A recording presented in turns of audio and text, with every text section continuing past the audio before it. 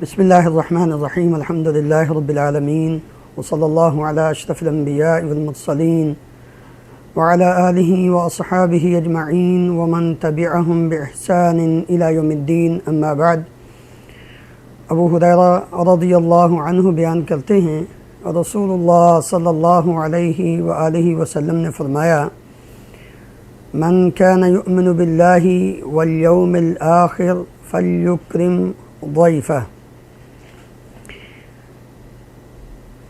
رسول اللہ صلی اللہ علیہ وسلم کی یہ ایک حدیث کا ایک حصہ آپ کے سامنے پیش کرنے کی سعادت حاصل کر رہا ہوں، جس میں پیارے نبی کریم صلی اللہ علیہ وسلم نے ایمان والوں کو اس بات کا حکم دیا ہے کہ اپنے مہمان کی تکریم کریں، عزت کریں۔ آج ہم یہ بات بیان کرنا چاہتے ہیں کہ آؤ رمضان المبارک کا استقبال کریں۔ جب کسی شخص کے پاس کوئی مہمان جاتا ہے اور اس کو خبر ہو تو سب لوگ اس بات کو اچھی طرح جانتے ہیں کہ وہ میزبان کیا کرتا ہے۔ جس قدر مہمان بڑا ہو، اس کا مقام اونچا ہو، اس کی ویلیو ہو، اسی قدر اس کے استقبال کے لیے کوشش کی جاتی ہے، محنت کی جاتی ہے۔ سر فہرست دو چیزوں کا خاص خیال رکھا جاتا ہے۔ سب سے پہلے گھر کی صفائی وہ شروع کر دی جاتی، اور دوسرے نمبر پہ انسان خود بھی اپنے آپ کو صاف ستھرا لباس پہن کر تیار کر لیتا ہے تاکہ آنے والا مہمان وہ خوش ہو جائے۔ حقیقت بات ہے کہ یہ بہت بڑی سعادت کی بات ہے کہ اللہ رب العالمین ہماری زندگی میں ایک بار ہمیں پھر رمضان المبارک نصیب فرمائے۔ تو آئیے، روزے کا تعلق انسان کے جسم کے ساتھ ہے۔ انسان کا جسم وہ اس روزے اور رمضان کا مسکن ہے۔ تو ہم جس طرح ایک انسان کے آنے پہ اپنی اور اپنے گھر کی صفائی کرتے ہیں، اسی طرح آج ہمیں اپنے جسم کی ظاہری اور باطنی وہ صفائی کرنی ہے۔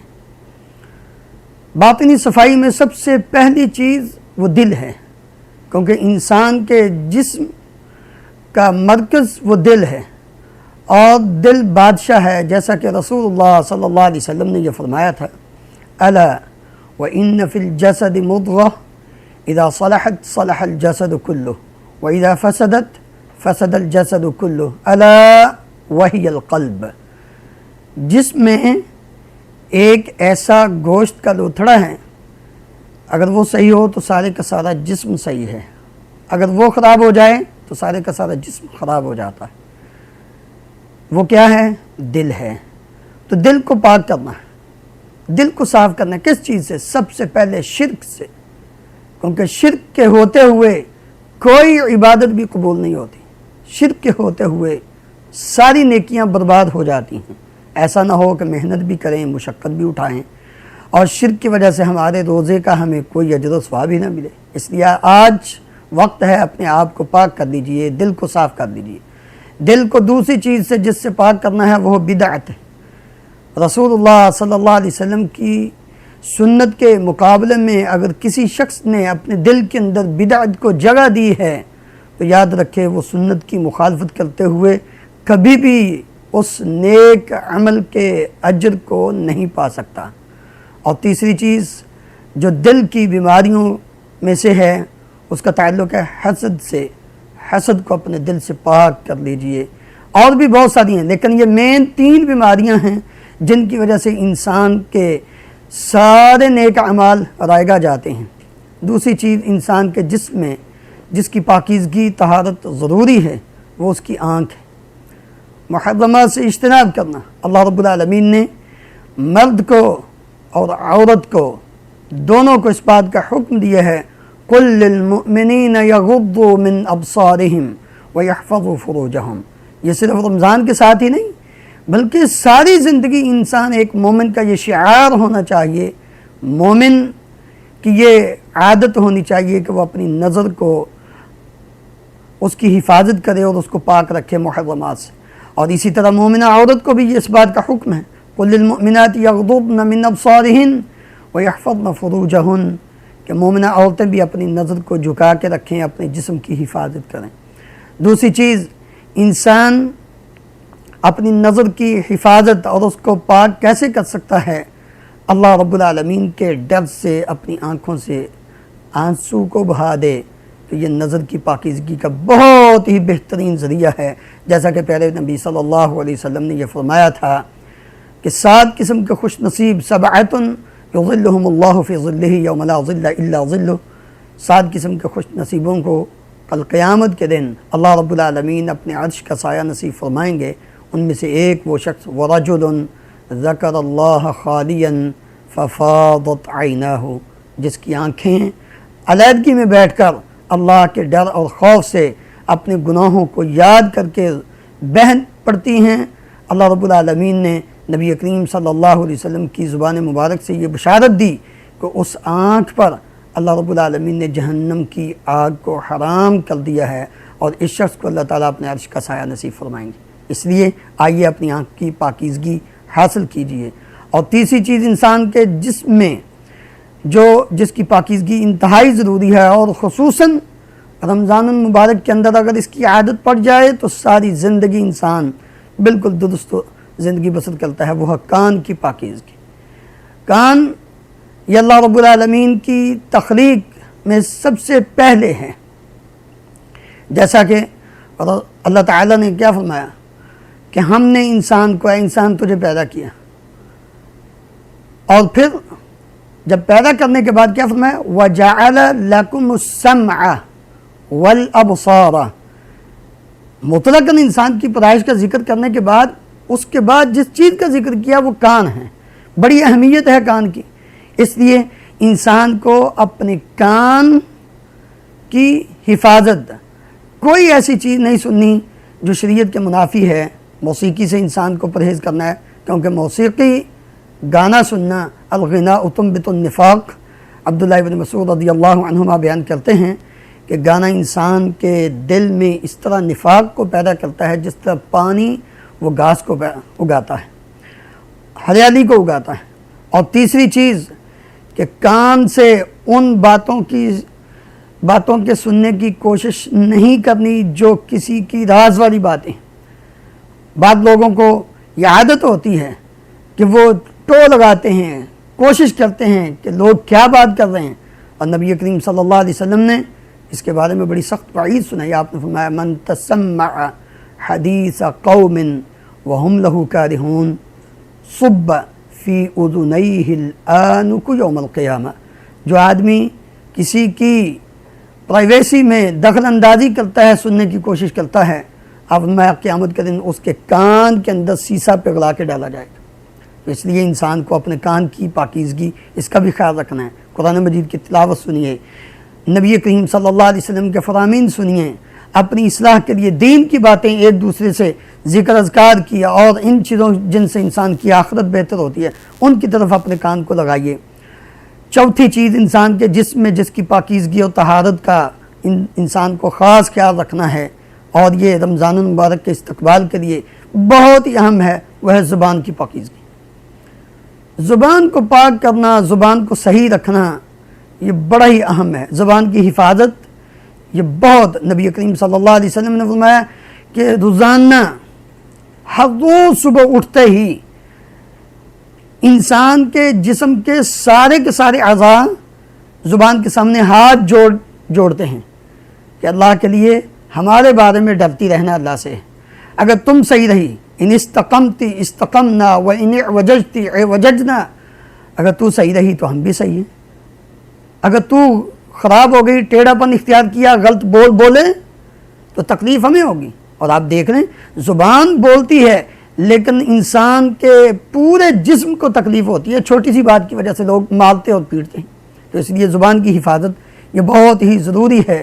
اس کو کیسے بچایا جائے؟ سب سے پہلا عمل وہ ہے تلاوت قرآن مجید۔ رمضان کا اور قرآن مجید کا آپس میں بڑا گہرا تعلق ہے، اس لحاظ سے انسان کو قرآن مجید کی تلاوت کے ساتھ اپنے آپ کو وقف کر دینا چاہیے۔ رمضان المبارک میں یہ خاص کر انسان کا وتیرہ اور شعار ہونا چاہیے ایک مسلمان کا۔ تو قرآن مجید کی جب انسان کثرت سے تلاوت کرے گا، دوسری باتیں کرنے کی طرف اس کو وقت نہیں ملے گا۔ اور دوسری چیز کہ غیبت سے انسان بچے، خود ہی نہیں بلکہ اگر اس کے سامنے غیبت ہو رہی ہو تو دوسرے جو غیبت کرنے والا ہے اس کی بھی رہنمائی کرتے ہوئے اس کو کہے کہ بھائی میرے سامنے غیبت نہ کرو۔ کیوں؟ یہ اتنا عظیم عمل ہے، کسی کو کسی کی غیبت کرتے ہوئے منع کر دینا۔ نبی کریم صلی اللہ علیہ وسلم نے سنن ابی داؤد میں صحیح روایت ہے، من غد عن عرض اخیہ بالغیب رد اللہ عن وجہہ النار یوم القیامہ، جو آدمی غیب میں عدم موجودگی میں اپنے بھائی کی عزت کی حفاظت کرتا ہے، قیامت کے دن اللہ رب العالمین اس کے چہرے کو جہنم کی آگ سے بچا لیں گے، محفوظ کر لیں گے۔ اور اسی طرح تیسری چیز جس سے اپنی زبان کو محفوظ رکھنا وہ جھوٹ ہے، اور خصوصاً اس پرفتن دور میں جب کہ سوشل میڈیا کا دور ہے، کوئی ایسی بات انسان اپنی زبان سے نہ نکالے یا کوئی ایسی بات وہ آگے شیئر نہ کرے کہ جو پوری دنیا میں پھیل جائے۔ جھوٹ، اس سے انسان کو بچنا ہے، اور ان ساری چیزوں سے بچنے کے لیے رسول اللہ صلی اللہ علیہ وسلم کی ایک دعا ہے، انسان کو وہ کثرت سے پڑھنی چاہیے۔ اللہم انی اعوذ بک من شر سمعی ومن شر بصری ومن شر لسانی ومن شر قلبی ومن شر منیتی۔ اے اللہ میں تیری پناہ چاہتا ہوں اپنے کان کے شر سے، یعنی یہ برا سنیں، اس سے میں پناہ چاہتا ہوں، اپنی آنکھ کے شر سے کہ یہ برا غلط دیکھے، اپنی زبان کے شر سے، تینوں چیزیں پیچھے آ گئیں، چاریں بلکہ آ گئیں، اپنی زبان کے شر سے، ومن شر قلبی، اپنے دل کے شر سے، یعنی دل غلط سوچے نہ، کان برا دیکھے نہ، اور آنکھ برا دیکھے نہ، کان غلط سنے نہ، اور زبان سے گندی بات نہ نکلے۔ میں ان ساری چیزوں سے اللہ تیری پناہ چاہتا ہوں۔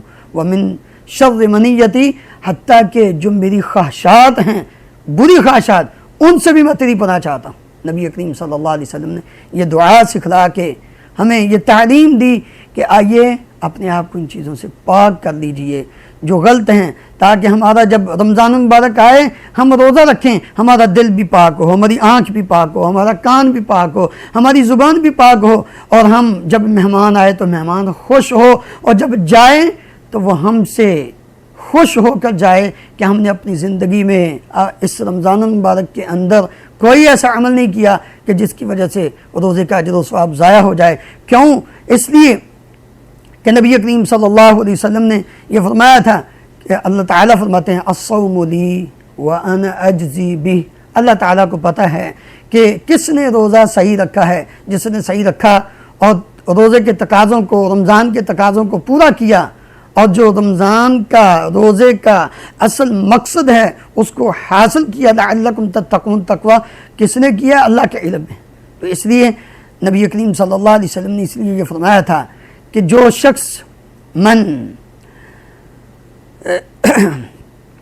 شخص روزہ رکھتا ہے اور روزہ رکھ کر بھی وہ جھوٹ اور جھوٹا عمل نہیں چھوڑتا، اللہ رب العالمین کو اس کے بھوکا اور پیاسا رہنے کی کوئی ضرورت نہیں کہ اس نے سارا دن بھوکا اور پیاسا رہ کر اپنے جسم کو تکلیف دی ہے۔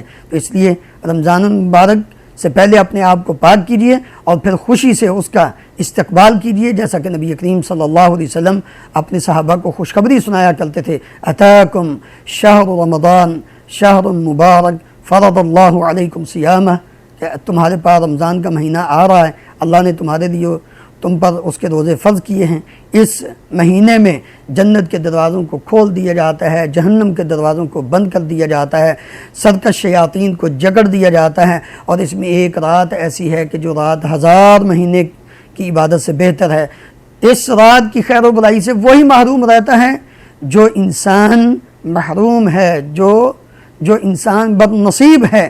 اس لیے اور اس رمضان المبارک کی ہر رات میں روزانہ ایک منادی کرنے والا ہر رات منادی کرتا ہے، یا باغی الخیر اقبل و یا باغی الشر اقصر، او خیر کے متلاشی اب تو موقع ہے، آ جاؤ۔ اور گناہ کرنے والے کچھ تو خیال کر، اب تو سارا کچھ ہی بند ہو چکا ہے، پھر بھی تجھے اس چیز کی سمجھ نہیں آ رہی۔ تو اس لیے انسان کو اس خوشی کو بھی اپنے دل میں سمونا چاہیے، اور اس کے ساتھ ساتھ رمضان المبارک کا استقبال صاف پیپر کی طرح کرنا ہے۔ صاف پیپر کیسے؟ کہ اپنے آپ کو توبۃ نصوحہ کے ذریعے پاک اور صاف کر لے انسان، اس طرح ہو جائے کہ جس طرح بالکل اب یہ انسان کی مرضی ہے کہ اس کے اوپر صحیح لکھنا ہے یا غلط لکھنا ہے، عمل کیسے کرنے ہیں۔ اور ظاہر بات ہے جب توبہ کے بعد دوسرا عمل نبی کریم صلی اللہ علیہ وسلم کی اطاعت ہے، وما آتاکم الرسول فخذوہ وما نہاکم عنہ فانتہوا۔ اور تیسرا کام جو کرنے والا ہے رمضان کے اندر، یعنی اس تیاری میں انسان پہلے سے اپنا ایک برنامج جو بنائے، وہ یہ کر لے کہ میں نے والدین کے ساتھ جو پہلے کمی کوتاہی ہوگی اس کو چھوڑنا ہے، میں نے حسن سلوک کرنا ہے، بیوی بچوں کے ساتھ میں نے اچھے طریقے سے زندگی بسر کرنی ہے، رشتہ داروں کے ساتھ نیکی اور صلہ رحمی کرنی ہے۔ یہ سارے کام کرنے کے لیے انسان اپنے آپ کو مستعد و تیار کر لے، اور اسی طرح معاشرہ کے لیے نفع بخش بن کر زندگی بسر کرنی ہے، کیونکہ نبی کریم صلی اللہ علیہ وسلم نے فرمایا خیر الناس انفعهم للناس، بہترین انسان وہ ہے جو لوگوں کے لیے سب سے زیادہ نفع مند ہو۔ اللہ رب العالمین ہم سب کو ان نبی کریم صلی اللہ علیہ وسلم کے اور اللہ تعالیٰ کے فرامین کے مطابق اپنے آپ کو رمضان مبارک سے پہلے تیار کرنے کی توفیق عطا فرمائے، تاکہ ہم اپنے مہمان کا استقبال کریں اس انداز میں کہ ہمارا باطن بھی اور ہمارا ظاہر بھی، ہمارا تعلق بھی، سب کچھ وہ اللہ تعالیٰ کی رضا کی خاطر ہو۔ اللہ تعالیٰ ہم سب کو عمل کرنے کی توفیق عطا فرمائے۔